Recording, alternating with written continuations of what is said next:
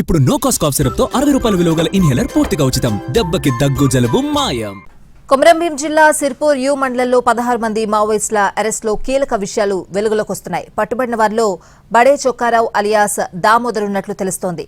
ఓ కేంద్ర కమిటీ సభ్యుడు, ఓ రాష్ట్ర కమిటీ సభ్యుడితో పాటు ఛత్తీస్గఢ్ కు చెందిన మావోయిస్టులను ఇప్పటికే పట్టుకున్నారు కొమరంభీం జిల్లా పోలీసులు. పెద్దదోబా, కాకరబొడ్డు గ్రామాల శివారు అటవీ ప్రాంతంలోని ఒంటరిగా ఉన్న ఇంట్లో మావోయిస్టులు తలదాచుకున్నట్లు సమాచారం. అక్కడే కొద్ది రోజులుగా బస చేసినట్లు తెలుస్తోంది. 3 AK-47లు, మిగతా ఆయుధాలు తమ బ్యాగ్లతో పాటు వచ్చారు మావోయిస్టులు. ఛత్తీస్గఢ్ నుంచి ములుగు ఏరియా మీదుగా కొమరంభీం జిల్లాకు వచ్చినట్లుగా తెలుస్తోంది.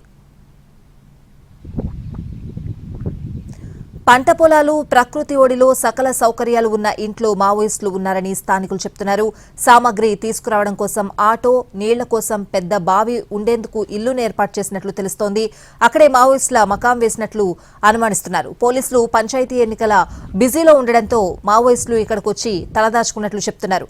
బ్యాగులతో వచ్చినట్లు చెప్తున్నారు. ఇంట్లోని వ్యక్తులు భోజనం చేసి వెళ్తూ ఉండేవాళ్లని, వాళ్లెవరో తమకు తెలియదంటున్నారు. పోలీసులు వచ్చి పట్టుకుని వెళ్లారని ప్రత్యక్ష సాక్షులు చెప్తున్నారు.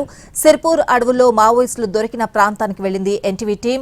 3 రోజుల క్రితమే 16 మంది మావోయిస్టులను పట్టుకుని డీజీపీ ఆఫీసుకు తరలించినట్లు తెలుస్తోంది.